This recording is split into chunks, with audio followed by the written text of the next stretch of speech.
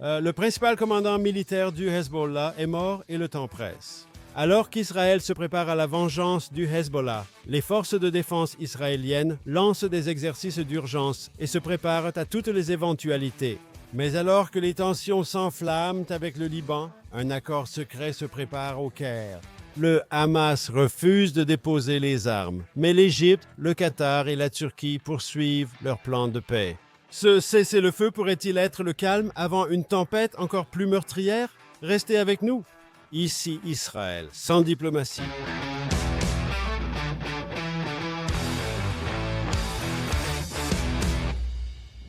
Shalom, bienvenue dans un nouvel épisode de Israël sans diplomatie. Je suis Marc Regev, ici à Jérusalem, et je parle avec ma co-animatrice Ruthie Blum, qui, comme la semaine dernière, est à New York. Salut Ruthie, ça va?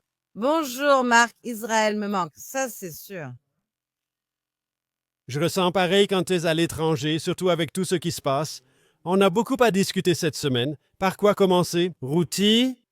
Eh bien, parlons du commandant du Hezbollah, un commandant militaire qu'Israël a éliminé dimanche. C'était quelqu'un, il occupait un poste très élevé au sein du Hezbollah. Il s'était aussi formé, il avait gravi les échelons depuis son plus jeune âge. Il avait 57 ans lorsqu'il a été tué, mais il a passé des décennies au sein du Hezbollah. Et il a joué un rôle clé dans la formation de la force Radwan.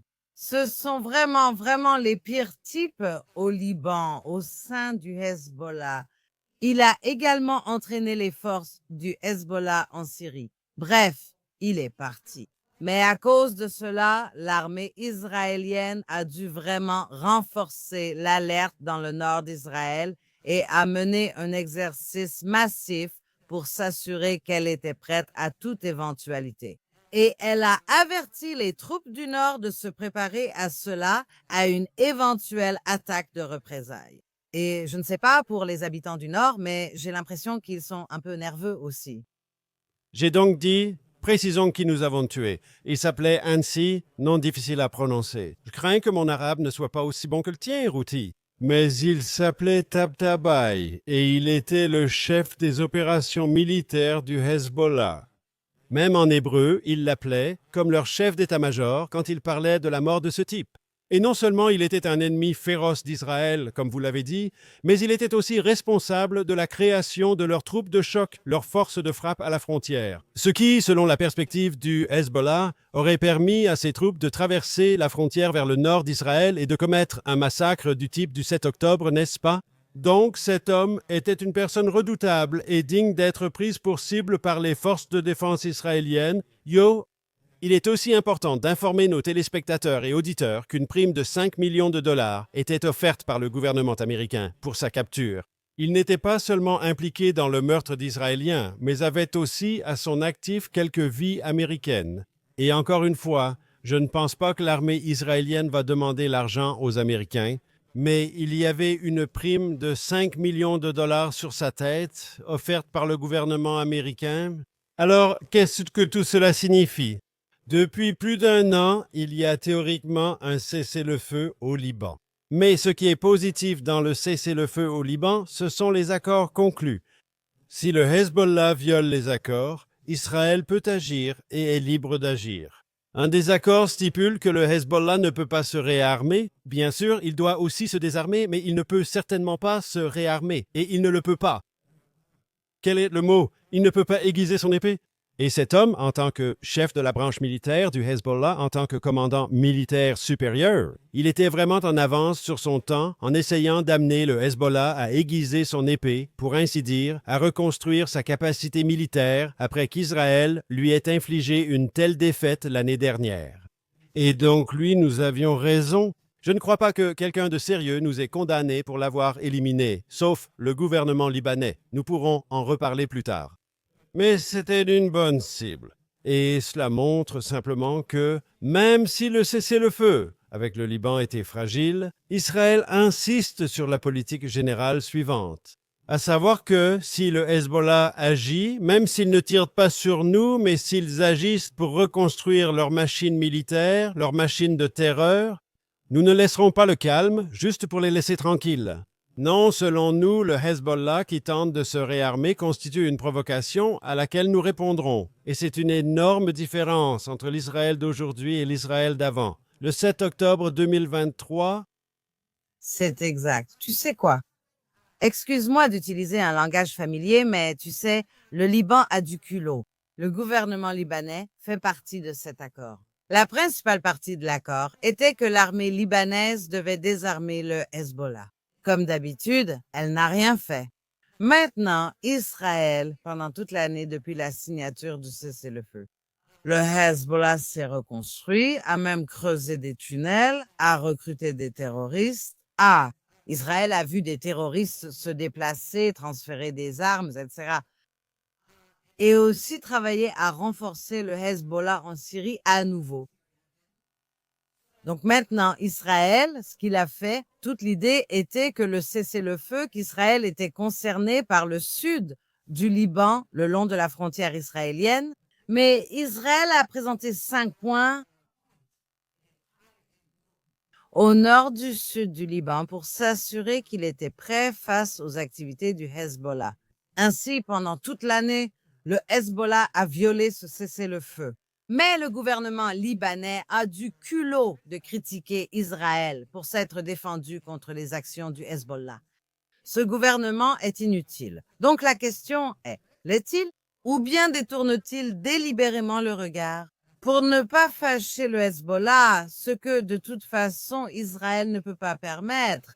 Comme vous l'avez souligné, le Hezbollah est tout à fait prêt et capable de commettre un autre massacre du 7 octobre, comme l'a fait le Hamas. Fait intéressant, il ne s'est pas joint en octobre. Il a bien participé en tirant des missiles, mais pas en envahissant la frontière nord comme le Hamas a envahi la frontière sud. vous mentionnez que le gouvernement du Liban ne respecte pas ses responsabilités liées au cessez-le-feu, notamment le désarmement du Hezbollah. Maintenant, je pense que ce nouveau président du Liban aimerait vraiment désarmer le Hezbollah. Il en a parlé, vous savez, il n'est là que depuis peu de temps. Il veut essayer de changer la trajectoire du développement du Liban. Il veut que le Liban rétablisse sa souveraineté. Il n'aime pas l'idée qu'il y ait une milice contrôlée par l'Iran à l'intérieur de son pays, qui est plus puissante que toute autre force militaire dans le pays, y compris, malheureusement, l'armée libanaise. Et donc, il veut, je pense, voir le Hezbollah désarmé. Le problème, c'est qu'il n'est pas sûr d'être assez fort, et il n'est pas sûr d'avoir le soutien du public pour le faire. Et d'une certaine manière, vous savez, bien sûr, Israël a éliminé le commandant du Hezbollah à Beyrouth parce que vous savez, c'était une cible légitime et il faisait des choses horribles et nous avions le droit de l'éliminer. Mais en attaquant une cible à Beyrouth, en plein cœur de la capitale libanaise, pour éliminer ce chef du Hezbollah, c'est aussi une façon de mettre la pression sur le gouvernement libanais. Et le gouvernement libanais peut dire au peuple libanais, écoutez, à moins que nous ne désarmions le Hezbollah, il y aura d'autres frappes israéliennes comme celle-ci.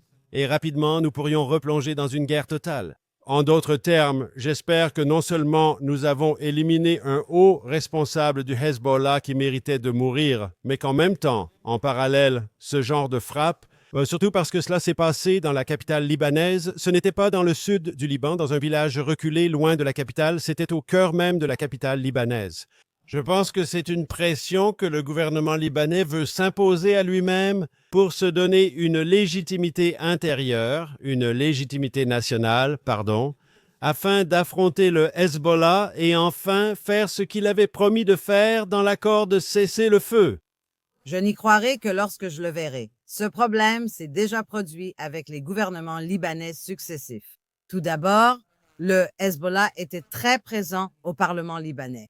Et pendant des années, depuis la première guerre du Liban et la seconde guerre du Liban, Israël n'a cessé de dire que nous n'avons aucun problème avec le peuple libanais. Au contraire, nous aimerions que le Liban redevienne le Paris du Moyen-Orient. Je veux dire, Beyrouth a toujours été appelé le Paris du Moyen-Orient, tu sais.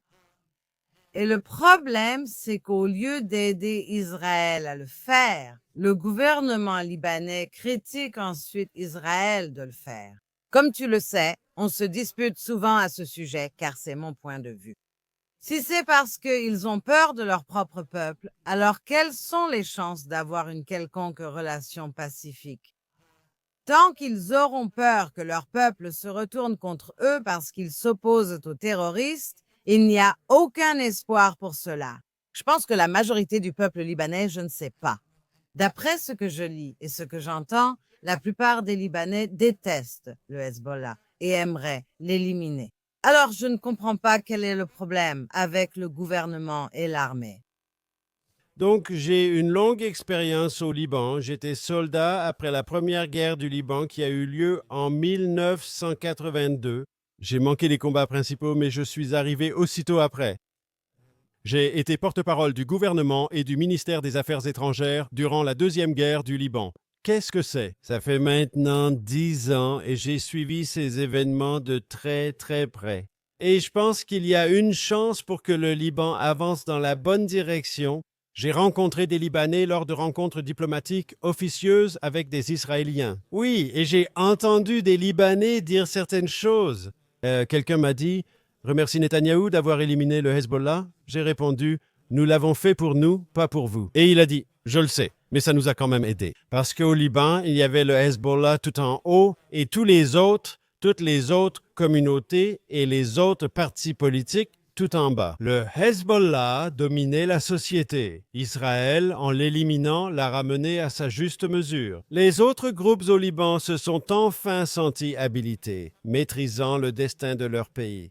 Je pense que la plupart des Libanais souhaitent voir ce processus continuer. La frappe d'Israël, comme je l'ai dit, n'a pas seulement éliminé un mauvais gars, mais cela aide peut-être à donner plus de pouvoir au président libanais actuel et au gouvernement libanais actuel pour faire ce qu'il faut et aller jusqu'au bout. C'est difficile pour eux. Le Hezbollah compte des combattants impitoyables et l'armée libanaise hésite à s'y opposer. En exerçant cette pression, nous leur donnons aussi de la légitimité. Nous disons, sauf si vous voulez une autre guerre du Liban, non? Vous devez le faire. Vous vous y êtes engagé. Vous l'avez promis à la France. Vous l'avez promis aux États-Unis. La Ligue arabe soutient cette décision difficile, mais nécessaire à prendre dès maintenant. N'est-ce pas? Mais au fait, juste une petite correction. Vous vous rendez compte que la deuxième guerre du Liban a eu lieu il y a presque 20 ans? Pas 10. Désolé, c'est mon erreur. Mon erreur, vous avez raison. Non, mais c'est juste montre à quel point ces choses-là traînent en longueur. C'est justement ça le but. Et je me souviens avoir rendu visite à mon fils sur une base, quand il était en train de participer à la deuxième guerre au Liban, et depuis, il est resté au Liban. Ça a été à Gaza plusieurs fois. Ceci montre simplement que ces terroristes n'abandonnent jamais et qu'ils continuent de recruter de nouvelles personnes. Et la question est, cette guerre à Gaza est d'ailleurs la guerre des 7 fronts parce qu'Israël devait aussi faire face aux Houthis au Yémen et frapper les Iraniens, les installations nucléaires de l'Iran, etc. Mais encore une fois, ce n'est pas fini. Et ce n'est pas fini parce que les terroristes refusent de déposer les armes. Et cela nous amène maintenant. Puis-je juste dire encore une chose à propos du Liban? Eh bien, encore une chose à propos du Liban, avec votre permission, et vous l'avez dit tout à fait correctement. Et tout d'abord, vous avez corrigé mon erreur, ce qui est toujours très important, que vous corrigiez mes erreurs. C'était il y a 2 décennies, la deuxième guerre du Liban, et qu'est-ce qui est intéressant à propos de cette guerre? Elle s'est terminée avec la résolution 1701 de l'Organisation des Nations Unies qui disait que le Hezbollah devait être désarmé. Et 2 décennies plus tard, n'est-ce pas, nous sommes toujours là à attendre que le Hezbollah soit désarmé. Maintenant, à travers les frappes militaires d'Israël, une grande partie de la machine militaire du Hezbollah a été détruite. Nous avons aidé et pu dire à nos amis à l'Organisation des Nations Unies que nous avions concrètement contribué à appliquer une résolution de l'Organisation des Nations Unies, bien que je ne sois pas sûr qu'ils souriraient, surtout en entendant cela, mais moi, je sourirais en le disant. Mais la vérité, c'est que la communauté internationale demande le désarmement du Hezbollah depuis 2 décennies. Cela ne s'est pas produit. Espérons que cela arrivera maintenant. Cela n'arrivera que si nous continuons tous à maintenir la pression. Écoutez, vous avez mentionné l'Organisation des Nations Unies et cela va aussi concerner la résolution 1701 sur Gaza qui a mis fin à la deuxième guerre du Liban. La blague, c'est que les troupes stationnées dans le sud du Liban, censées surveiller le cessez-le-feu, étaient les forces de la finule. En général, ils restaient là, sauf quand ils fuyaient. Ils observaient simplement le Hezbollah se réarmer et défiler sans cesse. Voilà à quel point les troupes de la finule étaient inutiles, et elles l'ont toujours été. Ah ben, c'est pour ça que je veux parler de Gaza, parce qu'on parle encore une fois des terroristes. Peu importe ce qui s'est passé, nous sommes censés avoir un cessez-le-feu à Gaza, mais les terroristes continuent de sortir de leurs petits trous et de tirer sur les troupes israéliennes. Mais ils ne l'ont toujours pas fait. Pourtant, un autre corps d'un otage a été rendu à Israël hier. Il reste 2 autres corps sans vie à Gaza.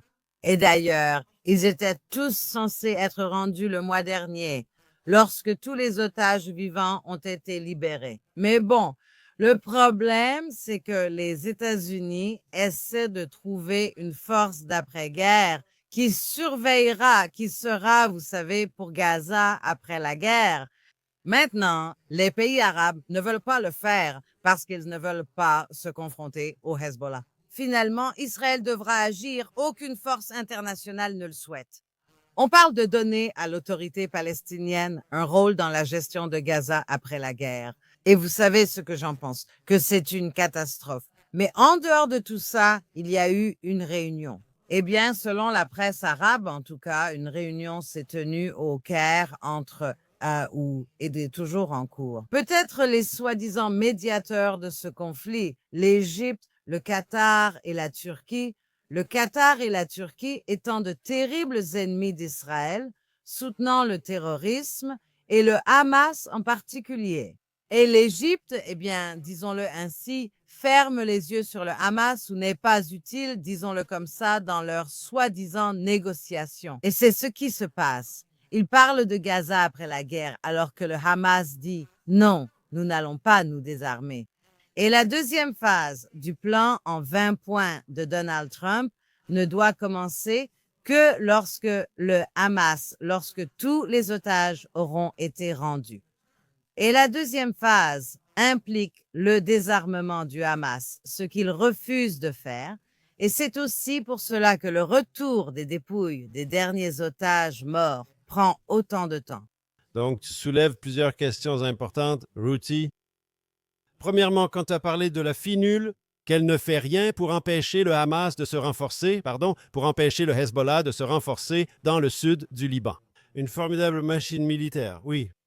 Cela doit servir de leçon, comme vous le dites, pour ce qui se passe à Gaza. Et il y a toutes ces discussions sur une sorte de force internationale à Gaza. La vérité réside dans la vision des Israéliens. Comme vous l'avez dit, et je le répète à ma façon, je pense qu'il n'y a pas de différence sur ce point. Que la seule force qui démilitarisera Gaza, la seule force qui retirera les armes du Hamas, ce n'est pas une force parrainée par l'Organisation des Nations Unies, c'est Israël. C'est notre travail.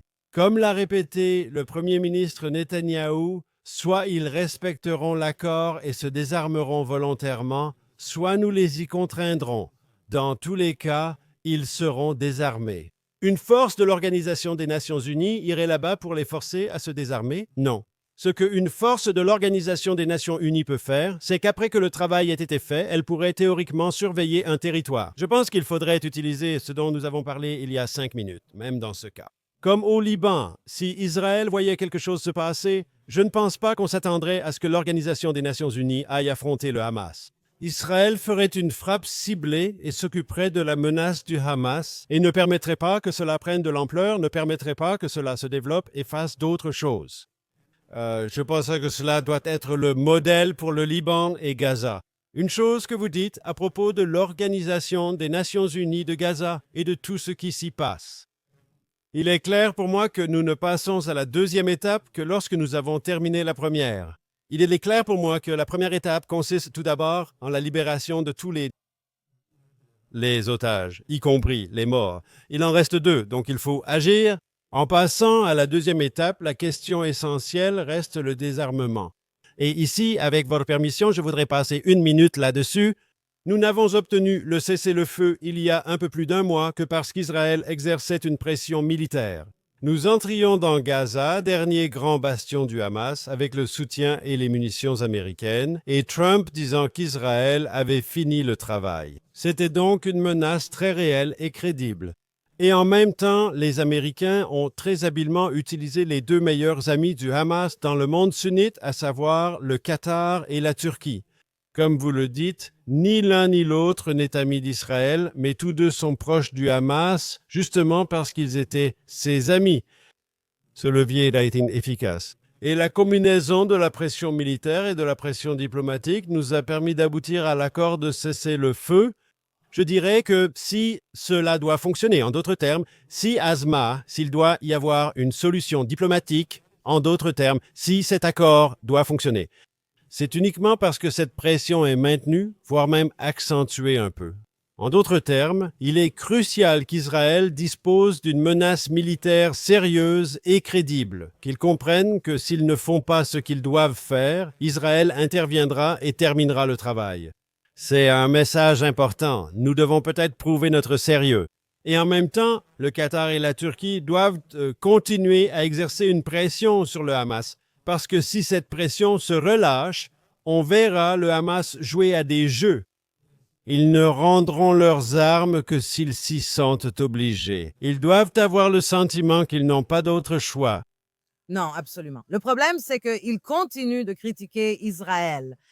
Tu dis qu'ils mettent la pression sur le Hamas. Et oui, mais ils font ce truc où ils blâment les deux camps, tu vois? Des violations des deux côtés? Non. Il n'y a pas de violation des deux côtés. Il n'y a des violations que de l'autre côté. D'ailleurs, pendant les combats au Liban, pendant cette guerre, au cours des 2 dernières années avant le cessez-le-feu, la FINUL a menti, comme l'Organisation des Nations Unies le fait toujours. Mais la FINUL n'a cessé d'accuser Israël de cibler ses forces chaque fois qu'il lançait une frappe contre le Hezbollah. Parfois, la FINUL était placée juste à côté du Hezbollah, près des points d'opération, puis affirmait qu'Israël ciblait la FINUL. Ce qui était un énorme mensonge, tout comme tous ces mensonges sur le fait qu'Israël aurait ciblé des civils et affamé les Gazaouis, tout cela était faux. Mais c'est ce que je dis. La FINUL participait à ces mensonges sur Israël. Et le Qatar et la Turquie le font certainement, mais même l'Égypte joue sur les deux tableaux. Et donc, quand tu dis oui, tu as tout à fait raison que grâce à leur lien avec le Hamas, ils ont pu exercer des pressions, appliquer des pressions. Mais tu sais, la vérité, c'est que s'ils l'avaient vraiment fait, cela aurait déjà été réglé. Juste après le début de la guerre. Oui, c'est un mensonge. Ils ne s'en occupent pas vraiment. En réalité, ils aidaient le Hamas tout en prétendant, pour plaire à Washington, qu'ils étaient les médiateurs clés pour la libération des otages. C'est ça le problème. Ce sont des menteurs et c'est pour ça qu'on ne peut pas leur faire confiance. Et oui, je suis d'accord avec toi. Israël doit absolument s'occuper elle-même de ses propres intérêts, militairement parlant. Mais tout ce que je demande, c'est que les autres pays nous laissent tranquilles et nous laissent faire notre travail au lieu de nous attaquer pour cela. D'abord, ils nous accusent de vouloir, vous savez, d'autres bots sur le terrain pour nous, ce qui est un mensonge. Et puis quand nous avons nos propres bots sur le terrain, ils nous attaquent pour faire ce qui est nécessaire et cela les aide aussi. Donc c'est ça le problème ici. Et c'est pourquoi je suis très sceptique quant aux prochaines étapes à Gaza et au Liban. Donc, je veux dire quelque chose. Je ne suis pas d'accord avec l'une des choses que tu as dites, à savoir que la FINUL a placé ses forces juste à côté du Hezbollah et des positions du Hezbollah dans le sud du Liban, et il ne fait aucun doute qu'ils étaient ensemble. Mais je pense qu'il y avait aussi, et surtout cela, le Hezbollah a utilisé la FINUL comme bouclier humain, tout comme le Hamas à Gaza a employé l'UNRWA et d'autres structures de l'Organisation des Nations Unies pour protéger ses opérations. C'est un comportement standard chez les terroristes. Ils se rapprochent ainsi. Ils trouvent une zone où ils pensent qu'Israël ne pourra pas frapper en utilisant l'Organisation des Nations Unies comme bouclier. L'autre des choses que vous avez dites, que je ne suis pas d'accord avec les faits, mais je ne suis pas d'accord avec votre interprétation. Vous avez dit que le Qatar et la Turquie, vous savez, ils disent que les deux parties sont responsables et que les deux parties ont commis des violations. Et c'est ce qu'ils disent publiquement. D'accord, je ne dis pas que ce n'est pas important, mais qu'est-ce qui est plus important de mon point de vue? J'ai précisé que le Qatar et la Turquie sont alliés au Hamas, pas à Israël. Que déclarent-ils publiquement? D'accord, bien sûr, ils vont critiquer Israël. La vraie question est, qu'est-ce qu'ils disent à huis clos? Disent-ils au Hamas, Vous avez promis de vous démilitariser, tenez cet engagement. Si ce message est clair, une fois les portes fermées et qu'ils sont dans la pièce, cela n'a plus d'importance. Ce qu'ils disent publiquement, Eh bien, c'est vrai, mais je ne crois tout simplement pas que c'est ce qu'ils disent en privé. Et la raison pour laquelle je ne le crois pas, c'est qu'il y avait beaucoup plus de moyens de faire pression, comme le fait que le Qatar aurait pu expulser le Hamas de Doha, ce qu'il n'a pas fait. La preuve réside dans les faits, pour ainsi dire. Mais vous savez, vous venez de dire que le Hamas utilisait l'UNRWA comme bouclier humain, de la même manière que le Hezbollah utilisait la force intérimaire des Nations unies au Liban. Mais puis-je simplement ajouter que l'UNRWA, c'est le Hamas. Tous les employés de l'UNRWA étaient pro-Hamas ou membres du Hamas. Je ne dirais pas qu'il était nécessaire de les utiliser comme boucliers humains. Ils étaient complices dans toute cette guerre. Et peut-être, vous savez, avec la finule. Je ne peux pas dire la même chose parce qu'il n'y a pas autant de preuves. Mais il y avait certainement des preuves concernant l'UNRWA. Des employés de l'UNRWA ont participé au massacre du 7 octobre. Des employés de l'UNRWA ont également retenu des otages chez eux. Ils savaient parfaitement bien que sous leurs écoles et hôpitaux se trouvaient des usines de fabrication de missiles et des entrepôts de stockage. Ils le savaient et ils y ont participé. Et en fait, nous avons vu certains films des otages dans des tunnels où derrière eux, il y avait des sacs de l'UNRWA, vous savez, des logos de l'UNRWA sur du matériel. Donc, ils étaient complices. Ils n'ont pas été utilisés comme boucliers humains. Qui a été utilisé comme bouclier humain? C'était les femmes, les enfants et les bébés dont le monde entier criait. Israël visait ce qui, encore une fois, était un gros mensonge, une calomnie sanglante, comme d'habitude. Donc, de toute façon, je suis très sceptique quant aux prochaines étapes parce que maintenant, on arrive au bout. Alors, que se passe-t-il lorsque les corps des 2 derniers otages sont rendus? S'ils le sont, je veux dire, ça fait partie de l'accord. Et ensuite, et je ne vois vraiment pas comment on va s'en sortir, tu sais, pour l'instant. C'est presque comme une guerre d'usure, une mini-guerre d'usure, où des terroristes surgissent des tunnels et nous sommes obligés de les tuer parce qu'ils ciblent les troupes. Maintenant, je ne sais pas combien de temps la Maison-Blanche va accepter cela. Je ne sais pas combien de temps les autres partenaires vont accepter cela. Et au Liban, il est très probable que nous ayons une nouvelle vague de combat. Oui, nous avons éliminé le principal commandant militaire du Hezbollah. C'est formidable. Mais toi et moi, nous avons vu. Nous avons éliminé les hauts gradés du Hezbollah. Nous l'avons aussi affaibli lors de l'opération Beeper, nous avons grièvement blessé très nombreux membres du Hezbollah. Mais c'est comme un jeu de taupe. Pour tous ceux qui ont été tués, tous les hauts commandants éliminés et les terroristes neutralisés. Il y en a toujours d'autres, toujours de nouveaux recrutés. Et il est impossible de ne pas être constamment prêt militairement pour cela pour Israël. je suis tout à fait d'accord avec cela. Nous devons être prêts. Et tout comme nous avons utilisé la force au Liban maintenant, lorsque Hezbollah ne respecte pas ses engagements, je pense que nous devons être prêts à faire de même à Gaza, non seulement pour protéger nos forces, mais aussi pour aboutir finalement au désarmement du Hezbollah. Je crois l'avoir déjà dit, seule la pression et la volonté d'Israël d'employer la force militaire comptent. C'est la seule issue diplomatique possible. Sinon, pourquoi accepterait-il? Les groupes terroristes ne deviennent pas subitement des scouts, ni ne choisissent de respecter le consensus international. Ça n'arrivera pas. Ils ne le feront que s'ils y sont contraints. Sur votre question, brièvement, je ne veux pas trop revenir en arrière. Mais pour ce qui est de l'UNRWA, vous avez entièrement raison. Et il y a une différence à ce niveau-là. Vous avez raison. L'UNRWA, en tant qu'organisation, est totalement impliquée dans la machine militaire du Hamas. En tant qu'organisation, ils ne sont pas innocents. Comme vous le dites, il y avait peut-être des innocents dans leurs écoles, etc.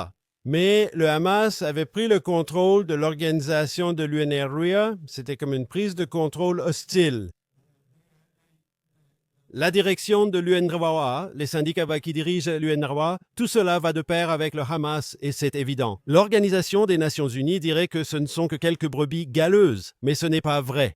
Toute l'organisation de haut en bas est malheureusement aujourd'hui une filiale du Hamas. Mais passons à autre chose maintenant. Nous voulions faire quelque chose de nouveau cette semaine, que nous n'avions jamais fait auparavant. Et Ruthie l'a expliqué exactement. Eh bien, qu'allons-nous faire? Nous avons décidé d'ajouter une autre rubrique, si les téléspectateurs et les auditeurs sont intéressés. Nous allons lire une question soumise par l'un des membres de notre chaîne YouTube. Et c'est en lien avec notre émission de la semaine dernière. Je vais simplement la lire rapidement. Laissez-moi juste l'afficher sur mon écran. La question aujourd'hui est: que pensez-vous que l'Arabie saoudite veut vraiment en ce moment? Pourquoi le royaume investit-il autant d'argent aux États-Unis? Qu'essaie-t-il d'obtenir? Donc, vous savez, je vais simplement commencer par dire cela. Il y a eu des rapports dans les médias internationaux selon lesquels, après la rencontre du président Trump avec le prince héritier Mohammed Ben Salmané à la Maison-Blanche, cela semblait très amical et n'est-ce pas merveilleux? Et ils ont conclu une sorte de... Vous avez dit que l'Arabie saoudite investirait environ $1 billion.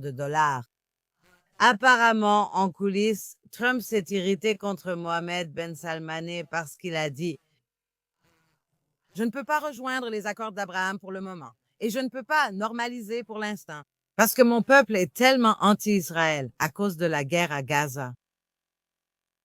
Oui, j'ai vu ça, j'ai vu ce rapport aussi. Et je veux dire la chose suivante. D'accord, l'Amérique et l'Arabie saoudite ont une bonne relation. L'Arabie saoudite veut le soutien militaire américain. Ils veulent un accord de défense avec les États-Unis. Ils veulent avoir accès au matériel américain de premier ordre. Ils savent que leur relation avec l'Amérique est cruciale pour leur sécurité et ils ne considèrent pas forcément Israël comme quelqu'un qui va les attaquer. Ils s'inquiètent de l'Iran et d'autres acteurs malveillants dans la région, mais surtout de l'Iran et de ses alliés. Et ils considèrent qu'un engagement de sécurité des États-Unis envers eux et la vente d'armes de pointe américaines sont essentiels. Bien sûr, l'Amérique connaît l'importance de l'Arabie saoudite, de la stabilité pétrolière au Moyen-Orient. Ils savent que les Saoudiens ont beaucoup d'argent à investir. Et vous comprenez que c'est une relation à double sens où les deux parties, bien que Donald Trump soit qualifié de président transactionnel, il existe des intérêts communs entre les deux parties, formant la base d'une relation très positive. Mais où est le souci, Ruthie?